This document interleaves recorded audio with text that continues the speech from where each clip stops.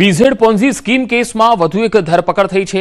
1 વર્ષ બાદ સીઆઈડી ક્રાઇમે ધરપકડ કરી છે। સીઆઈડી ક્રાઇમ દ્વારા મુખ્ય આરોપી ભૂપેન્દ્રસિંહ ઝાલાના પિતાની ધરપકડ કરવામાં આવી। હજુ પણ કેટલાક આરોપીની ધરપકડ કરવાની બાકી છે। પરબતસિંહ ઝાલાની ધરપકડ કરાઈ છે। ધરપકડ બાદ પરબતસિંહ ઝાલાની કોર્ટમાં જામીન અરજી પર સુનાવણી બાદ કોર્ટે ચુકાદો અનામત રાખ્યો છે।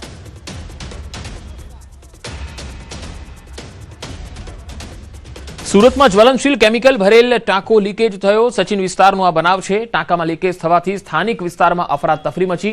આ ઘટનાને લઈ પોલીસ પણ સ્થળ પર આવી પહોંચી હતી। કેમિકલ લીકેજ થવાથી સ્થાનિક લોકોમાં ભાગદોડ મચી ગઈ હતી। સચિન વિસ્તારનો આ બનાવ છે। આ ટાંકામાં લીકેજ થઈ ગયું હતું। કેમિકલ ભરેલો આ ટાંકો હતો અને જ્વલનશીલ કેમિકલ અહીંયા ભરેલું હતું। અચાનક તેમાં લીકેજ થયું અને આ કેમિકલ રસ્તામાં જ ઢોળાવા લાગ્યું, જેથી સ્થાનિક લોકોમાં ભાગદોડ મચી ગઈ હતી। કારણ કે આ કેમિકલ જે છે જ્વલનશીલ હતું અને કોઈ પણ વ્યક્તિને જ્યારે એ સ્પર્શ કરે છે તો એ વ્યક્તિને દાઝી જાય છે। એ પ્રકારનું આ જ્વલનશીલ પ્રવાહી હતું અને એ લીકેજ થયું। કેમિકલ લીકેજ થવાના કારણે અફરાતફરી મચી હતી। જોકે ઘટનાની જાણકારી મળતા પોલીસ પણ આવી પહોંચી હતી। વધુ માહિતી મેળવીએ। સુરતથી સંવાદદાતા કીર્તેશ પટેલ જોડાયા છે। કીર્તેશ, આ જ્વલનશીલ કેમિકલ ભરેલો ટાંકો લીકેજ થયો છે, આ મામલે શું વધુ અપડેટ છે? બિલકુલ, સુરતના સચિન વિસ્તારની ઘટના છે। જ્વલનશીલ ભરેલો ટાંકો લીકેજ થયો હતો। જો કે ટાંકો લીકેજ થતા થોડા સમય માટે અફરાતફરીનો માહોલ સર્જાયો હતો। લીકેજ થતા સ્થાનિક લોકોને ત્યાંથી હટાવવામાં આવ્યા હતા અને ઇન્ડસ્ટ્રીયલ વિસ્તારમાં આવેલા આ જ્વલનશીલ પદાર્થના ટાંકાને લઈને ફાયર વિભાગને જાણકારી આપવામાં આવી હતી। જોકે ફાયરના અધિકારીઓ તાત્કાલિક ઘટના સ્થળે દોડી આવી આ મામલે કાર્યવાહી શરૂ કરી છે। કોઈ જાનહાની નથી અને કહી શકાય કે લીકેજ બંધ કરવાના પ્રયાસ ચાલી રહ્યા છે। જી કીર્તેશ, આભાર માહિતી આપવા માટે। આણંદમાં કેમિકલ ભરેલું એક ટેન્કર પલટી ખાઈ ગયું। નેશનલ હાઈવે 48 પર આ બનાવ બન્યો। ગામડી બ્રિજના સર્વિસ રોડ પર ટેન્કર પલટી ગયું હતું। આ તસવીરો જુઓ। ટેન્કર પલટી જતા કેમિકલ લીકેજ થયું। આ ઘટનાની જાણ થતા આણંદ ફાયર બ્રિગેડની ટીમ તુરંત અહીંયા દોડી આવી। આણંદ ટાઉન પોલીસ, જિલ્લા ટ્રાફિક પોલીસ પણ સ્થળ પર આવી પહોંચી અને સાવચેતીના ભાગરૂપે સર્વિસ રોડ બંધ કરવામાં આવ્યો હતો।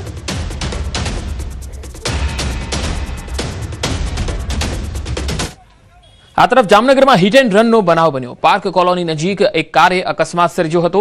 પૂરપાટ ઝડપે એક્ટિવા ચાલકને અડફેટે લીધા। મહિલાને અકસ્માતમાં ઈજાઓ પહોંચી। આ સમગ્ર મામલે સિટી બી ડિવિઝન પોલીસે ગુનો નોંધી વધુ તપાસ હાથ ધરી છે। આખો આ બનાવ તમે જોઈ શકો છો। પાર્ક કોલોની નજીક એક કારે અકસ્માત સર્જ્યો હતો। ઘટના જે છે એ સીસીટીવીમાં પણ કેદ થઈ છે। પોલીસે આ મામલે ગુનો નોંધ્યો છે। આ તસવીરો જુઓ। કાર કેટલી સ્પીડમાં આવી રહી છે અને તેણે આ એક્ટિવા ચાલકને અડફેટે લીધો હતો અને ત્યારબાદ રફતારથી આ કાર ચાલક આવ્યો અને ત્યાંથી ફરાર પણ થઈ ગયો। અકસ્માતમાં જે વૃદ્ધ મહિલા છે તેને ઈજા પહોંચી હતી। પાર્ક કોલોની નજીક એક કારે અકસ્માત સર્જ્યો હતો। બી ડિવિઝન પોલીસે આ સમગ્ર મામલે ગુનો નોંધ્યો છે। હિટ એન્ડ રનના બનાવમાં કાર ચાલક સામે ગુનો નોંધાયો છે। એક્ટિવા ચાલકને અડફેટે લીધા હતા। વૃદ્ધ મહિલાને ઈજા પહોંચી છે, તેમને સારવાર માટે હોસ્પિટલમાં લઈ જવામાં આવ્યા છે। આખો બનાવ સીસીટીવીમાં પણ કેદ થયો છે। બી ડિવિઝન પોલીસ હવે સમગ્ર મામલે આગળની તપાસ કરી રહી છે। કાર ચાલકની શોધખોળ ચાલુ છે। વલસાડમાં બેફામ કન્ટેનરનો એક વિડીયો વાયરલ થયો। કન્ટેનરે બાઇક ચાલકને અડફેટે લીધો। રસ્તા પર બેફામ રીતે વાહન ચલાવ્યું। વલસાડ જિલ્લામાં હાઈવે પર બેફામ રીતે દોડતા એક કન્ટેનરનો વિડીયો વાયરલ થઈ રહ્યો છે। સતત વાહનોની અવરજવર વચ્ચે એક કન્ટેનર ચાલકે બેફામ ડ્રાઇવિંગ કરી કન્ટેનર ચલાવી પોતાની સાથે હાઈવે પરથી આવતા જતા અન્ય વાહન ચાલકો અને રાહદારીઓના પણ જીવ જોખમમાં મૂક્યા હતા। આ કન્ટેનર ચાલકે પૂર ઝડપે વાહન ચલાવ્યું। આ દરમિયાન સામેથી આવતા જતા વાહનો માટે જોખમ ઊભું થયું। એટલું જ નહીં, બેફામ રીતે કન્ટેનર ચલાવતા આ ચાલકે પસાર થઈ રહેલા એક બાઇક ચાલકને પણ અડફેટે લીધો। આથી તે બાઇક સાથે રોડ પર પટકાયો હતો। જોકે સદનસીબે બાઇક ચાલકનો જીવ બચી ગયો। આ કન્ટેનર ચાલકના બેદરકારી ભર્યા ડ્રાઇવિંગના દ્રશ્યો પાછળથી આવતા અન્ય એક બાઇક ચાલકે મોબાઈલ કેમેરામાં કેદ કર્યા। વાયરલ થઈ રહેલા આ વિડીયો વલસાડના ધરમપુર રોડનો હોવાનું ચર્ચાઈ રહ્યું છે। ન્યૂઝ 18 આ વિડીયોની પુષ્ટિ કરતું નથી।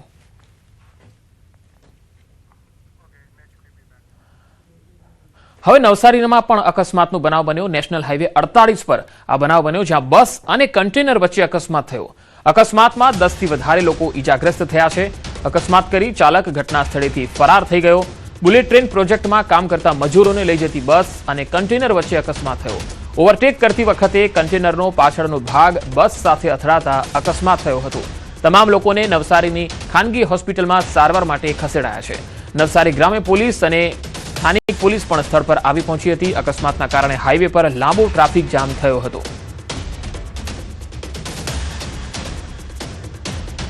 નેશનલ હાઈવે 48 નવસારી પર આ બનાવ બન્યો, જ્યાં અકસ્માત કરી અને ચાલક ઘટના સ્થળેથી ફરાર થઈ ગયો હતો। બસ અને કન્ટેનર વચ્ચે આ અકસ્માત થયો। બસમાં સવાર જે મુસાફરો હતા તેમાંથી ઘણા મજૂરો હતા જેમને ઈજા પહોંચી છે। 10 થી વધારે લોકોને ઈજા પહોંચી છે। આ ઘટનાને કારણે અકસ્માતને પગલે સ્થાનિક લોકોના ટોળેટોળા પણ એકત્ર થયા હતા અને હાઈવે પર ટ્રાફિક જામ થયો હતો। ડાંગમાં બોટમાં જોખમી સવારીનો એક વિડીયો વાયરલ થયો છે। બોટમાં મસ્તી કરતા પ્રવાસીઓ નજરે પડ્યા। જો કોઈ દુર્ઘટના થાય તો જવાબદાર કોણ? સર્પગંગા તળાવમાં પ્રવાસીઓની સુરક્ષાને લઈને ચર્ચાઈ રહ્યું છે। હાલ તો બોટમાં જોખમી સવારીનો આ વિડીયો તમે જોઈ શકો છો। ડાંગનો આ વિડીયો છે। બોટમાં મસ્તી કરતા પ્રવાસીઓ દેખાઈ રહ્યા છે। અહીંયા સલામતીના કોઈ જ પ્રકારના બંદોબસ્ત નથી અને જો કોઈ દુર્ઘટના થાય તો જવાબદાર કોણ? સર્પગંગા તળાવના આ દ્રશ્યો, આ વિડીયો છે, પ્રવાસીઓની સુરક્ષાને લઈને એક સવાલ પેદા કરે છે।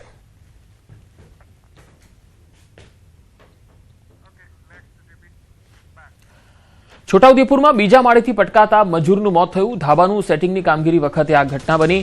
સેટિંગ બાંધતી વખતે ટેકો હટી જતા મજૂર પટકાઈ ગયો। મજૂરનું ઘટના સ્થળે જ મોત નીપજ્યું। પોલીસે ઘટના સ્થળે પહોંચીને તપાસ હાથ ધરી। મૃતદેહને પોસ્ટમોર્ટમ માટે હોસ્પિટલમાં ખસેડાયો છે। અને સેન્ટરિંગનું કામ કરતેલા અમે ઉપર સેલિપ પર હતા અને આ બીજા માળે ટેકા ટાઈટ કરતેલો। ટેકો છટકી એટલે ડાયરેક્ટ દાદરના ગાડા નીચે પડી ગયેલો। અમને ખબર નહીં હતું નીચે રેતીનું કામ કરતેલા, એ જાણ કરી અમને। કામ કરવા માટે આવ્યો હતો અને કંઈક અચાનક સ્લેબ ઠોકતા કંઈક એનો ટેકો ખસી જતા એ પડી ગયો હતો અને એનું ઘટના સ્થળે મોત થયું એવું અમને જાણ થતા અમે કનાસથી અહીં આવેલા છે અને અહીં આવીને જોયું ત્યારે અમારા ગામનો છોકરો પડેલો હતો અને એનું અકસ્માત થયું, મૃત્યુ થયું હતું। વડોદરામાં વર્ષો જૂનું મકાન ધરાશાયી થયું। ન્યાય મંદિર દૂધવાડા મહોલ્લાની આ ઘટના છે। ધડાકાભેર મકાન તૂટી પડતા લોકોમાં ફફડાટ ફેલાયો છે। મકાન ધરાશાયી થતા અનેક વાહનો દબાયા। તાત્કાલિક ફાયર બ્રિગેડના જવાનો સ્થળ પર દોડી આવ્યા। કાટમાળ હટાવવાની કામગીરી હાથ ધરાઈ। સદનસીબે ઘટનામાં કોઈ જાનહાનિ થઈ નથી। તો વડોદરામાં આ મકાન ધડાકાભેર તૂટી પડ્યું હતું। જ્યારે આ બનાવ બન્યો ત્યારે લોકો પણ સ્થાનિકો મોટી સંખ્યામાં અહીંયા આવી પહોંચ્યા હતા। મકાન ધરાશાયી થતા અનેક વાહનો આ કાટમાળમાં દટાયા હતા। આ મકાન વર્ષો જૂનું હતું અને જર્જરિત હાલતમાં હતું અને અચાનક ધરાશાયી થયું। ન્યાય મંદિર દૂધવાડા મહોલ્લાનો આ બનાવ।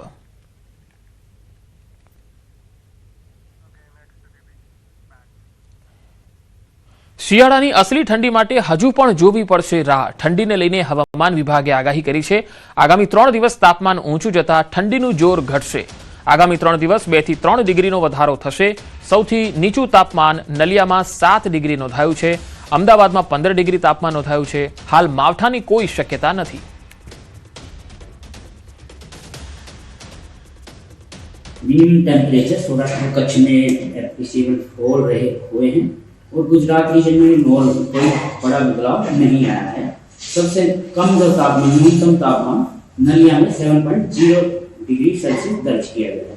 तो सेकंड लोवेस्ट है वो राजकोट में आया है 9.4 डिग्री सेल्सियस।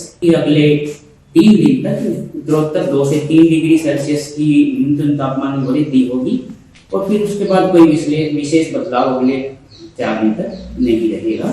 अगर हम रेनफॉल की बात करें तो मौसम आमतौर पर खुश्क रहने की संभावना है अगले 7 दिन तक। और अगर कोस्टल की हम बात करते हैं तो नॉर्थ गुजरात कोस्ट और साउथ गुजरात कोस्ट में जो हवाओं की डायरेक्शन है वो उत्तरी से उत्तर पूर्वी है और जो स्पीड है वो 15 से 20 नॉट दोनों कोस्ट के लिए एक्सपेक्ट किया है। जो लोकल अगर फोरकास्ट करें तो लोकल एयर स्ट्राइक की उम्मीद है अहमदाबाद में। और जो मिनिमम टेम्परेचर कल सुबह जो दर्ज होने की संभावना है वो अराउंड 15 डिग्री सेल्सियस के आसपास रहेगा।